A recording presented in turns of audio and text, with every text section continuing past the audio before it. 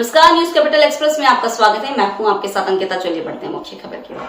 जबलपुर के शांतिनगर समता कॉलोनी से एक कलयुगी बेटी की करतूत निकलकर सामने आई है, जो अपनी ही बुजुर्ग मां को बेटा बहू ने रास्ते पर भटकने के लिए छोड़ दिया है। जबलपुर के शांतिनगर समता कॉलोनी से एक कलयुगी बेटे की करतूत निकलकर सामने आई है, जहां अपनी ही बुजुर्ग मां को बेटा बहू ने रास्ते पर भटकने के लिए छोड़ दिया है। बुजुर्ग महिला आज जबलपुर पुलिस अधीक्षक के समक्ष न्याय की आस में आकर अपनी आप बीती बताई कि उनके बेटा बहू चंद्रेश सोनी और प्रीति सोनी के द्वारा मुझे आर्थिक और मानसिक रूप से प्रताड़ित किया जाता है। आए दिन मारपीट की जाती है, मुझे भूखा रखा जाता है, यहाँ तक कि मेरे घर में कब्जा करके मुझे सड़कों पर बेसहारा छोड़ दिया। चूंकि बुजुर्ग महिला 3 दिन से घर से बाहर है, जिसको लेकर के आज ग्रामीण डीएसपी आकांक्षा उपाध्याय ने इस संदर्भ में जांच के आदेश दिए और बुजुर्ग महिला को जो भी भूखी थी तो खाने की भी व्यवस्था करवाई और बेटे बहू को बुलाकर पूछताछ की जाएगी। यदि बेटा बहू दोषी पाए गए तो न्यायिक उचित कार्रवाई की जाएगी। जबलपुर से वाजिद खान की रिपोर्ट। अम्मा क्या हो गया? हमारे बेटा बहू हम मार के भगा रहे सर, हम घर से निकाल रहे, हम मकान अपने नाम पर करा रहे, राशन कार्ड छुड़ा लाए अपने नाम पर कर लाए। हमारे पास वृद्ध आश्रम के 600 रुपये मिले थे तो मार के छुड़ा लेती है। हमें कहता भग जाओ, लड़कियों को ब्याह होगा, तो हम मार मार के घर से निकाल रहे। चंद्रेश सोनी, बहू को नाम प्रीति सोनी, हम समता कॉलोनी शांति नगर में। बेटा सोने को काम करा था और नाती भी सोने को काम करा था। आज दोनों घर में हूँ। ऐसा क्यों कर रहे हैं? हाँ, का मालूम सर, हम सिर्फ यही कहते हैं कि हमें कुछ नहीं चाहिए बेटा, हमें 2 रोटी चाहिए। हम मरघाटा में थोड़ू ले जाए बांध के। कितने बच्चे हैं? 2 बच्चा है, एक इंदौर में रहते हैं सर, वो फोन तक नहीं उठावे न, फोन लगे हुए। अभी किसके पास रह रहे हैं? अब छोटे बच्चा के पास वो ये मार के भगाओ, अपने नाम पे सब कुछ कर लो सर। हाँ, बहू और बेटा दोनों मारते हैं हमें। पेंशन मिलती है क्या? पेंशन 600 रुपया मिला था सर, तुरंत ही छुड़ा लेती, आते तुरंत छुड़ा लेती। मंजन तक के सुपारी तक के नहीं दे पैसा, खाने नहीं देता, कहूँ नहीं गए सर। हम तो सब कोई कहता है। आज का एसपी ऑफिस आया हुआ? हाँ, एसपी ऑफिस हम सर के पास आए हैं, अपने दुख रोवे तो ही डरे रहे हैं। हमें 2 रोटी जहाँ दे होते ही डरे रहे। हम तुम्हारे पाँव पर आते हजारों वक्त, हमें अपनी शरण में ले लो सर। क्या नाम है आपका? हमारा नाम रेवती बाई सोनी।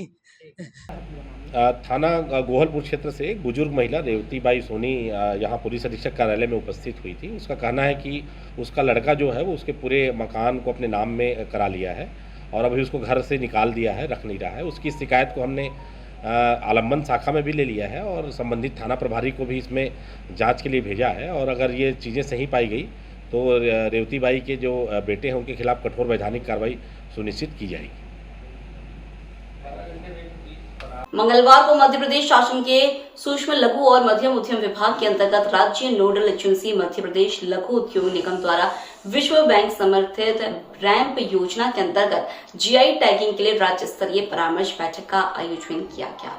इस बैठक का उद्देश्य राज्य के पारंपरिक, भौगोलिक और सांस्कृतिक रूप से विशिष्ट उत्पादों की पहचान कर उन्हें जीआई टैग दिलवाने हेतु आवश्यक विभागीय समन्वय स्थापित करना था, जिससे इन उत्पादों को कानूनी संरक्षण, राष्ट्रीय और अंतर्राष्ट्रीय बाजारों तक पहुंच और ब्रांडिंग के जरिए व्यापक पहचान मिल सके। लघु उद्योग की कोशिश जीआई उत्पादों को 1 डिस्ट्रिक्ट 1 प्रोडक्ट नीति से जोड़ते हुए बाजार और ब्रांडिंग के अवसरों को बढ़ाना है। इस राज्य स्तरीय बैठक में जीआई टैगिंग विशेषज्ञ एवं ह्यूमन वेलफेयर एसोसिएशन वाराणसी के कार्यकारी निदेशक डॉक्टर रजनीकांत ने जीआई टैगिंग की प्रक्रिया, कानूनी ढांचा और देश भर में हुए सफल जीआई पंजीकरणों की जानकारी साझा की।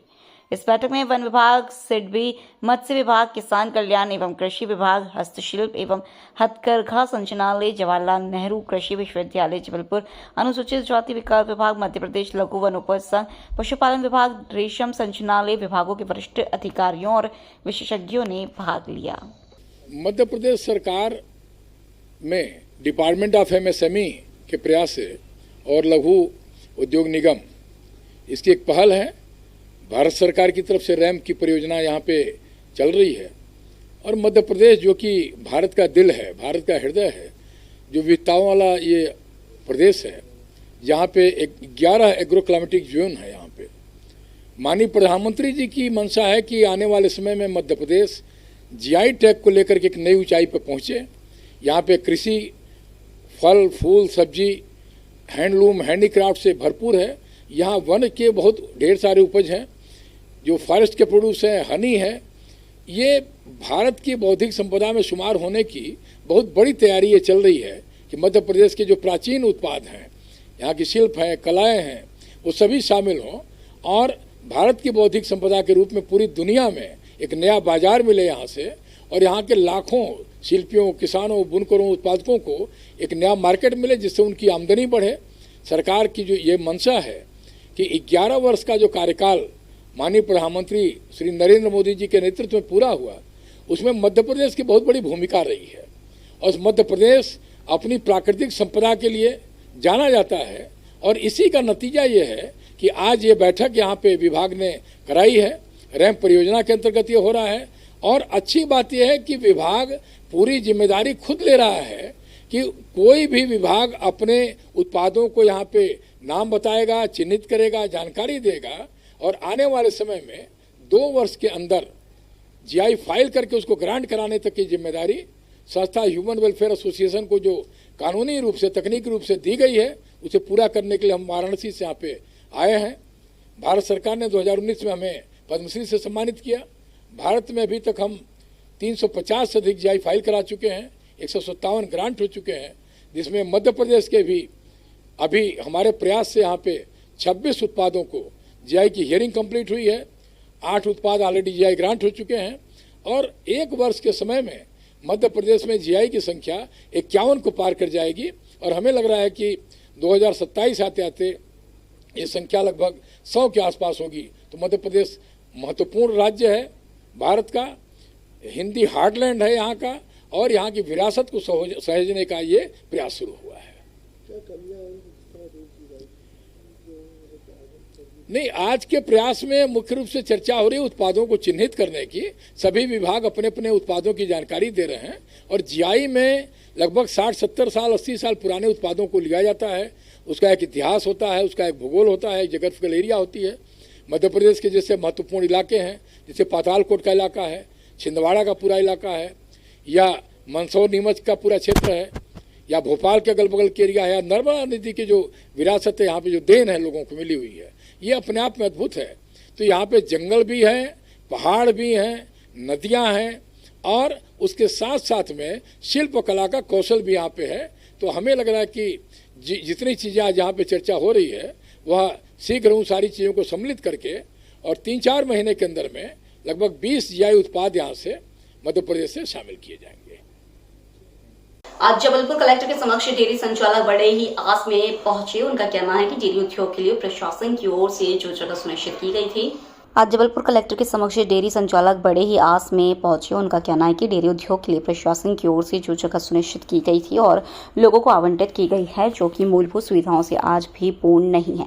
स्थिति ऐसी है कि ना पशुओं को पीने के लिए पानी है, ना ही सड़कें, और इस बढ़ती हुई गर्मी के चलते पानी की कमी से पशुओं की मौतें हो रही हैं, जिसको लेकर के डेयरी संचालकों में बड़ी ही चिंता का विषय बन गया है। जगह आवंटित करते समय प्रशासन की ओर से सभी मूलभूत सुविधाओं को पूरा करने का वादा किया गया था। आज की तारीख में 1 साल होने को जा रहा है और ना ही प्रशासनिक अधिकारियों को पता है और ना ही यह मूलभूत सुविधाओं का खामियाजा डेयरी संचालक और हो रहे पशुओं की मौत से चुकाना पड़ रहा है, जिसको लेकर के आज जबलपुर कलेक्टर के समक्ष डेयरी संचालकों के द्वारा ज्ञापन सौंपा गया। आप लोग आए थे इसमें किस तरह? सर, हम लोगों की डेयरी सब हुई है ग्राम और खमड़िया में। वहाँ पर पानी की समस्या 15 दिनों से वहाँ पानी नहीं आता।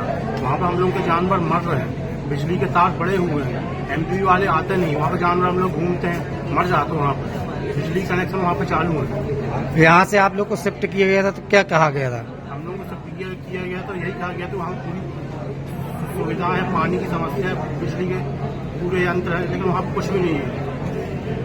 लगभग कितने जानवर अभी तक मर चुके हैं? जब मैंने चालू किया था मेरे 22 जानवर, आज की तो मेरे पास तो 8 जानवर रह गए। क्या चाहते हो आप लोग? चाहते यही है कि पानी की सब समस्या पूरी हो और पानी उपलब्ध कराया जाए। नाम आपका? रोड रोड की समस्या, रोड बनी नहीं है वहाँ, आवंटन हो गया लेकिन रोड की समस्या बनी है। गांव के अंदर से गाड़ियां लानी पड़ती हैं। नाम आपका? अंशुल सिंह बस। यहाँ पे किस लिए आए थे और क्या शिकायत थी कलेक्टर में? आज हम लोग यहाँ पर उपस्थित हुए मंगलवार को जन सुनवाई के लिए, क्योंकि हमने माननीय कलेक्टर महोदय को एप्लीकेशन दिया है कि dairy state Madhya Pradesh dairy state का निर्माण हुआ, जिसके कारण वहाँ पे सारी सुविधाओं की बात की गई है, पर वहाँ पे कोई भी इस प्रकार की सुविधाएं नहीं है। 15 दिन से समस्त डेयरी व्यापारियों के जानवरों को पानी नहीं मिला, जिसके कारण से किसी के जानवर जो है 2-3 जानवर खत्म हो गए, उनकी मृत्यु हो चुकी है। और मेन मुद्दा पानी का है, जो गर्मी में बहुत ज़्यादा दिक्कत होती है। आज 15-20 दिन से लगभग पानी नहीं मिला और टैंकर से पैसा देके बाहर से खरीदा जाता है। और ये मुद्दा संबंधित अधिकारियों को बताओ तो वो बोलते हैं कि किराया दो, ये करो। व्यवसाय चल नहीं पा रहा है, जानवर मर रहे हैं, अंदरूनी हमारे इतने नुकसान हो रहे हैं, उसकी कोई संज्ञान नहीं लिया जाता है। और इस कारण के बस हमें उसके लिए लेटर भेजा जाता है कि आप हमें रेंट दें इसका। और उनको कई बार संबंधित में बता दिया गया है कि साइड की पूरी फेंसिंग काट दी गई है, फेंसिंग काट के चोरियां हो गई हैं, बोरियां गायब हो गई हैं जानवरों के दाने की। कई समस्याएं, मुख्य समस्या हमारी पानी की थी, जिस कारण से जानवरों को मृत्यु हो रही है, मर रहे हैं, उसका संज्ञान नहीं लिया जा रहा है। हमने बहुत कोशिश करा, कई बार फोन भी किया अधिकारियों को, वो भी नहीं संज्ञान लिया। इस कारण मजबूर समस्त डेयरी व्यवसाय के जितने भी हमारे संबंधित संचालक हैं सारे यहाँ उपस्थित हुए। कहाँ से आए हो आप लोग? सब डेयरी स्टेट खमरिया है, मध्य प्रदेश डेयरी स्टेट जो निर्माण हुआ है खमरिया का, वहाँ आवंटित हुए सबके लिए डेयरियाँ। शहर में थी डेयरियाँ तो परेशान करके वो भी आप वहाँ जाओ। वहाँ पहुँचे तो वहाँ पे पूरी व्यवस्थाएं नहीं है, पर व्यवस्थाओं के दावे किए जा रहे हैं, वो व्यवस्थाएं पूरी संपूर्ण। नाम आपका? मेरा नाम अब्दुल नईम है, मेरा डेयरी फार्म वहीं पे है। जबलपुर के थाना आधारताल अंतर्गत 8 तारीख की रात्रि 2 पक्षों में जमकर पथराव हो गया। इस घटना की जानकारी 100 नंबर को दी गई थी। जबलपुर के थाना आधारताल अंतर्गत 8 तारीख की रात्रि 2 पक्षों में जमकर पथराव हो गया। इस घटना की जानकारी 100 नंबर को दी गई थी। घटना की जानकारी लगते ही मौके पर पहुंची पुलिस को बीच बचाव के दौरान इस पथराव में गंभीर चोट आई थी। इसमें पुलिसकर्मी भी घायल हुए थे। एडिशनल एसपी सूर्यकांत शर्मा ने बताया कि इसकी सीसीटीवी फुटेज भी सामने आए हैं, जिसको लेकर के जबलपुर पुलिस द्वारा दोनों ही पक्षों में शासकीय कार्य में बाधा पहुंचवाने को लेकर के सख्त निर्देश दिए हैं और दोनों ही पक्ष नरूला परिवार और एंथनी परिवार में आपसी रंजिश पर चलती हूं। पूरे इस विवाद के मामले में जांच के आदेश दिए गए हैं। जबलपुर से वाजिद खान की रिपोर्ट। रविंद्र नगर। तो क्या बात से इन लोग का विवाद हुआ था? इनका आपस में विवाद चल रहा था, हम लोग गए बचाने, वहाँ सूचना आई थी ये पत्थरबाजी कर रहे थे, इन्हीं का पत्थर अपने को भी लग गया। और कितने लोग इसमें पुलिसकर्मी घायल हुए हैं? दो लोग लगे, 2-3 लोगों लगे पत्थर। 2-3 आदमी थे। कहाँ पे हुआ था? रविंद्र नगर। किस बात को लेकर इनका विवाद हुआ? इनका पुराना विवाद।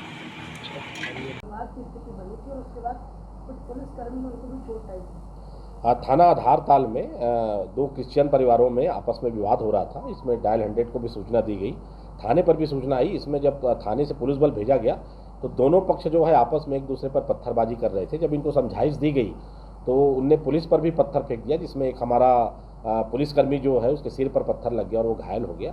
इसमें जिन लोगों ने ये घटना की है उन 4 लोगों पर पुलिस के कार्य में, शासकीय कार्य में बाधा डालने बाबत हमने अपराध दर्ज किया है और हम उनकी तलाश कर रहे हैं और जल्द ही उनको गिरफ्तार करेंगे। इसमें सीसीटीवी फुटेज भी आया है, उससे व्यक्ति चिन्हित भी हो रहे हैं और जल्द ही हम इनको गिरफ्तार करेंगे। और उनके जो मामले थे उनमें भी क्रॉस मुकदमा दर्ज हुआ है, उनमें भी आपस में उनके मामलों में गिरफ्तारी होगी।